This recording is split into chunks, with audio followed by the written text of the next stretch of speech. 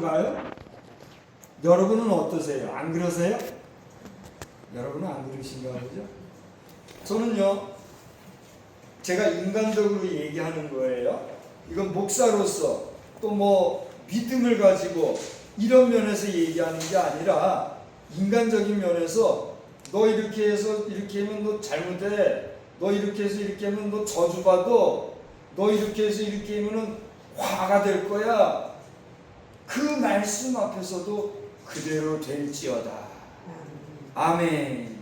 그렇게 한다고 하는 것이 과연 유쾌하냐 말이에요. 우리 여기서 청일점이라고 해야 되나요? 아버님, 한번 답변해 봐 주세요. 어떠세요? 가서 기분 좋은 거 아니지요? 그런데 우리 하나님께서는 이스라엘 백성들에게 너희는 그리심산에 서라. 그리고 에발산에 서서 서로를 바라보며 한쪽에서는 축복을 선언하고 한쪽에서는 저주를 선언하는데, 축복을 선언할 때도 뭐 해라? 아멘. 저주를 선언할 때도 뭐 해라? 아멘. 그렇게 하나님의 말씀 앞에서는 그 말씀대로 되기를 바랍니다 하고 아멘으로 바라다 그렇게 말씀하셨단 말이에요. 그래서 우리는 오늘 성경을 볼 때에 축복의 말씀 밝고 힘이 나고 또 소망이 넘치고 기분이 좋은 이런 말씀 앞에서도 뭐예요? 아멘 하는 거예요. 그런가 하면 마음이 걸리고 불편하고 신경 쓰이고 심지어는 기분도 나쁘고 무섭고 두려운 말씀이 선포되어질 때도 우리는 뭐예요? 아멘 하는 거예요. 왜 그럴까요? 먼저 번 전자의 말씀들이 좋은 축복의 말씀이 임할 때 아멘 하는 거는 누구나 바라고 좋아하고 기뻐하고 좋은 일이잖아요. 그렇습니까? 안 그렇습니까? 여러분과 여러분의 자녀손이 하나님의 말씀 안에서 그 말씀을 준행할 때 잘 되시기를 축복합니다 하면 아멘 하면 유쾌하고 좋잖아요. 그런데 여러분의 자녀들이 말씀 안 듣고 하나님의 말씀 어그러질 때에 하나님께서 여러분 자녀들을 때리셔서라도 바로 되기 바랍니다. 왜 아멘들 안 하세요? 아멘하기 어려운 거예요. 그죠? 그래도 하나님은 아멘 하라고 하시는 거예요. 왜 그럴까요? 우리가 하나님 앞에서 그대로 되기를 바랍니다 하고 믿습니다 하고 아멘 할 때는 내가 그 말씀에 대해서 어떻게 한다는 거예요? 스스로가 깨닫고 각성하고 경종하고 정신을 차려서 그렇게 하지 않기를 다짐하는 마음을 가지라는 거예요. 할렐루야. 그러니까 우리 하나님은요, 우리 자녀들에게 저주하시고 화가 임하게 하시고 질책하시려고 그렇게 말씀하시는 것이 아니라 역설적으로 이렇게 하면 너희들이 저주받을 거니까 정신 차리고 저주받지 않도록 하라. 아멘? 그거를 얘기하시는 거예요. 할렐루야. 그러므로 오늘 우리가 이 말씀을 읽으실 때에 화와 복이 문 앞에 있다. 화와 복이 문 앞에 있다는 게 무슨 얘기일까요? 알아듣기 쉽게 우리 한번 얘기해 보십시다. 여기 문이 있어요. 이 문을 열 때 이 문 바깥쪽에 우리가 지금 이렇게 걸어갈 수 있는 평평한 길이 연결되어 있으면 문을 열고 그냥 가면 돼요. 그렇습니까? 그렇지 않습니까? 그렇죠. 그런데 이 문이 지금 이렇게 있는데 문을 열면 그 밑에가 천길만길 낭떠러지라고 생각해 봅시다. 어떨까요? 거기 가면 돼요, 안 돼요? 안 되는 거예요. 마찬가지예요. 위에 열린 이 문을 열었을 때에 이 문 바깥에 있는 길이 우리가 평탄하게 걸어갈 수 있는 평지로 열려 있느냐, 아니면 뚝 떨어지는 낭떠러지로 떨어져 있느냐, 그것이 어디에 있다는 거예요? 우리 앞에 있다는 거예요. 그러니까 이 문이 어떠한 문이 되느냐라고 하는 것은 이 문을 열 때에 우리가 그 길로 순적하게 평탄하게 복되게 강건하게 평안하게 가는 길이 되느냐, 아니면 갈 수 없는 낭떠러지 길이 되느냐 라고 하는 의미가 있는 문이라. 그와 같이 우리의 삶 앞에는 우리의 행위, 우리의 믿음, 우리의 삶을 쫓아서 장차 열려지는 우리의 장래는 복이 될 수도 있고 뭐가 될 수도 있어요? 저주, 화가 될 수도 있다는 거예요. 그러면 그 미래는 누가 그 미래를 펼쳐갈 것인가? 누가 펼쳐가야 될 것 같아요? 우리에게 있다. 나에게 있다. 그래서 오늘 우리는 신명기서를 보았습니다만은 제가 신명기서에 대해서 여러분 앞에 잠깐 몇 가지만 말씀을 드릴게요. 저는 이제 신명기서뿐만이 아니라 성경 66권을 이 개론을 다 공부를 했어요. 그래서 그 각 성경마다의 총괄적인 내용이 있어요. 그래서 창세기는 어떤 내용이고 또 민수기는 어떤 내용이고 그런 개론이 있단 말이에요. 근데 그 개론들이 쭉 있는데 오늘 여기 나오기 전에 가장 간단하게 펼쳐보면 누구나 볼 수 있는 그런 내용이 있더라고요. 그래서 그걸 세 가지만 간단히 말씀을 드리고 오늘 본문을 이어가려고 해요. 이 신명기서는요, 모세오경 가운데 5번째 책이에요. 우리 모세오경이 뭔가 한번 얘기해 볼까요? 시작. 창세기, 출애굽기, 레위기, 민수기, 신명기 이렇게 5권을 모세오경이라 그러잖아요. 근데 그 모세오경 5권 가운데 제일 마지막에 있는 내용이에요. 이 내용의 말씀 가운데 신명기서가 다루고 있는 전체적인 내용은 뭐냐 하면 이 말씀을 읽고 듣고 묵상하는 모든 신령들이 하나님 앞에서 순종의 삶을 살기를 원한다는 거예요. 우리 한번 따라서 하십시다. 순종이 제사보다 낫습니다. 우리 하나님이 하신 말씀이에요. 우리가요 매주일 이렇게 예배 드리잖아요. 어떤 분은 이렇게 예배 드리던 예배를 우리가 매주 못 드리니까 얼마나 마음이 괴롭고 심령이 공부한지 몰라요. 예배 드리게 해주세요. 왜 예배 안 드려요? 막 엉엉 울더래요. 우리 병원에 입원하신 환자분 가운데 그런 분이 계셨더랍니다. 그래서 그분이 계속해서 몇 주고 몇 달 그러셨죠? 예, 몇 달을 그렇게 예배 왜 안 드리냐고 예배 드리게 해달라고 그렇게 울다시피 얘기하신 분이 계시더래요. 근데 그때가 언제냐 하면 우리나라가 전체적으로 코비드라고 그러죠. 코비드라고 하는 이 질병이 창궐해가지고 이렇게 모이는 일을 갖다가 못하게 하던 그런 시절이었어요. 그러니 쉽게 모일 수 없는 그런 시간들 속에서 예배 드리는 게 얼마나 갈급하면 그렇게 얘기했을 거예요. 그 이야기가 저의 귀에 들립니다. 그래가지고 저도 마음이 감동이 돼가지고 그래서 여기까지 오게 된 거 아니겠어요? 근데 잘 들어보세요. 그래서 우리가 매주 이렇게 쉽지 않게 모이지만 이렇게 모여서 예배한들 예배 드린들 여러분 우리 한 시간도 안 되는 이 짧은 시간 예배 드리고 돌아가면 그게 우리의 삶에 대단한 영향력을 미칩니까? 여러분 분명히 얘기해 보세요. 우리가 한번 예배 드리고 돌아가면 그걸로 여러분 모든 문제가 해결되고 모든 일이 다 만사형통되고 그럽니까?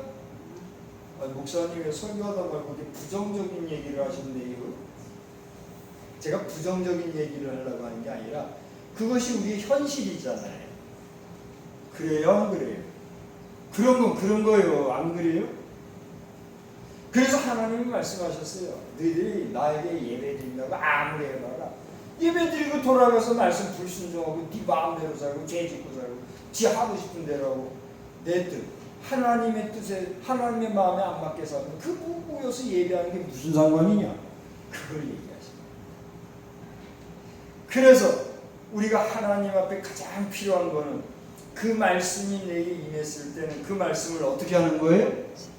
순종하는. 여기 지키는 거요 그렇게 얘기했는데 지킨다는 건 뭐예요? 순종하는. 근데 순종한다고 하는 것은 무조건 예예예 하고 이렇게 머리 숙이고 조아리고 엎드리고 약자의 모습과 같이 그렇게 하라는 게 아니라 그 하나님의 말씀을 인정하고 그 하나님의 말씀을 긍정하고 그 하나님의 말씀을 귀한 것으로 여기고 적극적으로 그 말씀을 지켜 행하는 것. 그게 뭐예요? 순종이라는 거예요. 그렇게 너희들이 사는 것이 나에게 더 고마운 일이고 너희들이 복받는 일이고 잘 되는 일이다. 이걸 이야기하고 있어요. 그래서 이 신명기서를 쭉 읽어보면 대체로 모세의 설교 내용이 많이 나와 있어요. 그래서 모세의 설교 모음집이다 라고 하는 말이 있을 정도로 신명기서는 이 모세의 설교 내용으로 주로 구성되어 있는 걸 우리가 볼 수가 있다 하는 거예요. 이러한 이해를 여러분이 가지고 오늘 우리가 택한 신명기 11장의 말씀을 보시면 이제 한번 보십시다. 신명기 11장 말씀을 보면 첫 번째 나오는 1절 말씀, 우리 한번 성경이 다 없으시니까 제가 한번 읽어볼게요. 11장 1절을 보면 그런즉 내 하나님 여호와를 사랑하여 그가 주신 책무와 법도와 규례와 명령을 항상 지키라 그랬어요. 할렐루야. 우리 한번 따라서 합시다. 책무와 법도와 규례와 명령을 잘 지키라. 여기 말씀하신 책무와 법도와 규례와 명령이라고 하는 것은 쉽게 얘기하면 우리가 살아가는 시대에 헌법이라는 게 있고 또 조례법이라는 게 있고 지방법이라는 게 있고 또 시행세칙이라는 게 있고 여러 가지 그 법의 범위라든가 그 크기라든가 그 구체성에 따라서 그 이름이 각기 다른 그게 법이라는 거예요. 여러분 그거 다 아시죠? 그 정도는? 그와 마찬가지로 여기 말씀하고 있는 책무와 법도와 규례와 명령이라고 하는 것은 한마디로 말해서 하나님의 무엇을 말씀하는 걸까요? 말씀. 하나님이 우리 인생에게 주신 책무와 법도와 규례와 명령, 곧 하나님의 말씀이라는 거예요. 다시 말하면 여기 기록되어 있는 책무는 책무대로, 규례는 규례대로, 법도는 법도대로, 명령은 명령대로 하나님의 말씀을 어떻게 할 때? 순종할 때. 아까 제가 순종이라는 거 얘기했죠. 그냥 무조건 아무 생각도 없이 그냥 하라니까 하는 예하고 따른 맹목적 순종, 그게 아니에요. 그건 순종이 아니라 복종이죠. 노예나 하인도 복종하게 돼 있어요. 그래요, 안 그래요? 그렇게 우리로 하여금 노예와 같이 하인과 같이 종과 같이 무조건 복종하라는 게 아니라 뭐라고 그랬어요? 하나님의 말씀을 귀한 것으로 알고 소중한 것으로 알고 정말 복된 것으로 알아서 그 말씀에 동의하고 공감하고 긍정하는 마음으로 적극적으로 능동적으로 행하라는 거예요. 그게 순종이라는 거예요. 그냥 마지못해서 그냥 수동적으로 억지로 하는 거. 하긴 하는 것도 순종은 순종이잖아요. 하긴 하는데 억지로 하면 그게 순종일까요? 맹종일까요? 그 맹종, 복종. 이 정치 지도자들은 복종을 원해요. 물론 모든 정치인들이 다 그런 건 아니지만 못된 정치꾼들은 복종을 원해요. 그래서 힘과 권력을 가지면 사람들이 법으로 움직이는 그 법 앞에서 따를 것이다 생각을 해가지고 그냥 권력을 가지고 이 명예가 있으니까 법을 가지고 말하면 듣지 않으면 안 되니까 하라 뒤들어 나오면서 복종하기만 하는. 오죽하면요 이런 그림이 있더라고요. 마이크를 잡고 여러분 한 표 주세요 하면서 허리를, 지난번에도 제가 한번 했죠. 허리를 어떻게 해요? 90도 꺾어요. 90도 꺾어가면서 막 인사하고 한 표 주세요. 그래. 그때는 막 허리가 굽혀지는데 이제 사람들이 막 힘을 돋워주고 지도자가 되고 나니까 어떻게 해초리를 들고 사람들을 막 그런 그림이 있더라고요.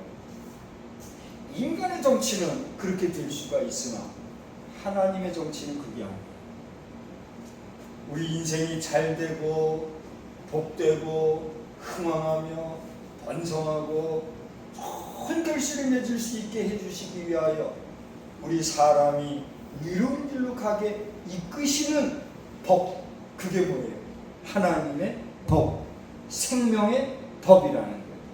할렐루야. 오늘 이 시간 여러분이 예배로 나오신 것은 일상 속에서 여기 오지 않아도 그만일 것이지만 여기에는 하나님의 말씀이 있고 여기에는 한 번이라도 더 하나님을 기억하고 하나님을 상기하고 하나님을 생각할 수 있는 자리, 그러한 환경과 그러한 정서와 그러한 배경이 되기에 여기에 모이신 거잖아요. 그래요, 안 그래요? 아, 네. 그렇지 않으면 여기 뭐하러 오셨어요? 저도 이거 뭐하는 짓이에요. 그러나 우리가 여기에 하나님의 말씀이 있기에 우리의 생명, 우리의 영혼, 우리의 살 길이 하나님 앞에 있기에 그 하나님의 말씀을 단번이라도 더 우리 생명의 양식을 먹듯이 그 말씀을 먹고 마시는 영적 이 활동을 통하여 하나님 앞에 더 가까이 가려고 하는 영의 양식을 취하기 위하여 이 자리에 모인 거예요. 할렐루야. 그래서 오늘 말씀에서 하나님의 말씀을 순종하라고 하는 이 말씀은 오늘 11장 본문에서는 안 읽었지만 13절에 보니까 똑같이 명령하라, 청종, 사랑, 또 마음, 뜻, 이런 말씀으로 우리에게 다가와요. 제가 그 말씀을 한번 읽어봐 드릴게요. 13절, 내가 오늘 너희에게 명하는 내 명령을 너희가 만일 청종하고 너희 하나님 여호와를 사랑하여 마음을 다하고 뜻을 다하여 섬기면, 그 다음에 하나님께서 그 뒤에 이러이러이러한 복을 주시겠다고 약속하셨어요. 할렐루야. 여러분 여기 계신 분들은 다 농사를 한 번씩은 져보셨죠? 우리 아버님도 농사 경험 있으시죠? 경험이 없으세요? 농사 안 져보셨어요? 아, 농사를 안 져보셨군요. 다른 일을 하셨나 보죠? 제가 잘 몰라 그랬습니다. 죄송하고. 우리 어머니들 가운데 농사 안 져보신 분 계세요? 농사 다 져보셨죠? 여러분 농사 져보니까 어떠합니까? 우리가 땅을 파고 거름을 주고 물을 부지런히 주고 아무리 수고해도 이게요, 과실을 맺는 놈이 있는가 하면 못 맺는 놈이 있어요, 없어요? 있더라고요. 예, 동감해 주셔서 감사합니다. 아무리 내가 정성을 다해서 수고해도, 물론 기술이 부족해서 그렇게 못할 수도 있겠지만 아무리 그 환경에 맞춰서 잘 해줘도 어떤 놈은 열매를 맺는가 하면 어떤 놈은 열매를 못 맺는 게 있더라고요. 그것도 한 줄기에서. 그거 어떻게 되는 걸까요? 그래서 성경은 우리에게 말씀해 주셔요. 우리가 씨를 뿌리고 물을 주고 또 비를 하나님이 주실지라도 그 모든 것을 자라게 하시는 이는 누구다고요? 하나님이라는 거예요. 아멘. 여러분 진심으로 믿습니까? 오늘날 우리 농심이요 변한 것 같아요. 우리 어버님들 한번 얘기해 보세요. 요즘 농심이 변한 것 같아요? 안 변한 것 같아요? 예전의 농심이라는 것은 그래도 먹고 다른 사람들이 건강하게 살게끔 하기 위해서 어쨌거나 풍핍한 현실이었고 없는 현실이었지만 다른 사람을 먼저 생각하는 마음으로 농사를 졌더랬어요. 제가 볼 때는 그래요. 안 그렇습니까? 그랬죠. 그래서 당신은 못 먹어도요 꼭 좋은 거 내다 팔고 좋은 거 다른 사람 주고 그랬잖아요. 그리고 그게 뭐 가격이 얼마가 되든지 어쨌거나 다른 사람들에게 유익하게 하는 그런 마음이라도 그런 마음을 가지고 했잖아요. 지금 농심은 안 그래요. 너무 계산적이에요. 너무나 이해 득실해. 너무너무 눈에 띄게 그게 심화됐어요. 오늘날 농심을 비판하거나 부정적으로 말하려고 하는 것이 아니라 그만큼 농심이 이제는 예전 농심이 아니라는 거예요. 그런데 뭐냐면 예나 지금이나 아무리 농부가 수고하고 애를 쓰고 과학적인 기술로 별별 방법을 다 쓴다 해도 최후의 그 모든 것을 허락하시고 열매를 맺게 해주시는 분이 누구다? 하나님이라고 하는 사실을 우리가 인정하지 못하고 기억하지 못하고 그걸 알지 못한다면 인생이 배고플 날이 또 오는 거예요. 공감하십니까? 저는 이 세상을 욕하거나 저주하려고 하는 얘기가 아니라 하나님의 말씀이 그렇다는 거예요. 지금 이 국제사회 속에서 일본이라는 나라를 온 세계가 지금 주목하고 있어요. 그 일본이 앞으로 어떻게 될 것인가 많은 나라가 걱정하고 염려하고 있어요. 이번 주간이 지금 그런 피크가 될 거라고 해요. 그리고 한 주간이 지나면 앞으로 어떤 소식이 어떻게 될지 모르는 아주 불안한 시기에 우리가 지금 있어요. 저는 일본이 그렇게 막 험악한 꼴을 안 당하면 좋겠지만 불가피한 상황이라고 할 정도로 일본이 어려운 가운데 있어요. 오늘 말씀에서 우리에게 해주고 있는 말씀은 뭐냐면 이런 우리에게 오늘 요절과 같이 읽은 말씀이 뭐냐면 두 가지예요. 첫째로 복이다. 뭐가 복이냐? 만일 오늘날 내가 네게 주는 주의 명령을 순종하면 그 복이다. 따라서 합시다. 하나님의 말씀을 순종하면 복입니다. 근데 또 하나는 뭐냐면 저주다. 만일 내가 주 너의 하나님의 명령들을 불순종하고 내가 알지도 못하는 신들을 따르며 오늘날 내가 내게 명령한 길에서 돌아서면 뭐라고요? 저주다. 두 가지지요. 하나님의 말씀을 모른 채하고 돌아서서 그 명령을 거역하고 또 하나님 외에 다른 신을 섬기면 뭐예요? 저주요. 화가 임한다는 거예요. 그걸 알으라는 거예요. 인정하거나 말거나. 그러나 하나님의 말씀을 잘 지켜 순종하고 아까 제가 순종 의미를 얘기했죠. 맹목적 복종이 아니에요. 그걸 긍정하고 인정하고 귀하게 여기고 우리가 능동적으로 따르면 그가 뭐라고요? 복이란 말이에요. 할렐루야. 이제 제가 여러분께 여쭙겠습니다. 여러분은 복된 분입니까? 저주의 삶을 살고 있습니까? 여러분 자신이 아는 거예요. 다시 묻습니다. 여러분은 복인이십니까? 화인이십니까? 여러분이 복되다고 고백하셨다고 하면 그 복이 여러분 자자손손 계속해서 이어지기를 주의 이름으로 축원합니다. 그러나 여러분이 아이고 뜨끔하면 지금이야말로 회개하고 은혜 받을 날이요. 지금이야말로 하나님의 구원을 받을 날이요. 지금이야말로 복 받을 날인 줄 믿으시길 바랍니다. 그래서 여러분이 복인이라면 여러분이 받은 바 복을 누가 받아야 될까요? 여러분의 자녀손도 받아요. 할렐루야. 그러니까 여러분이 믿는 그 하나님에 대한 신앙을 누구에게도 전해야 될까요? 여러분의 자녀손에게.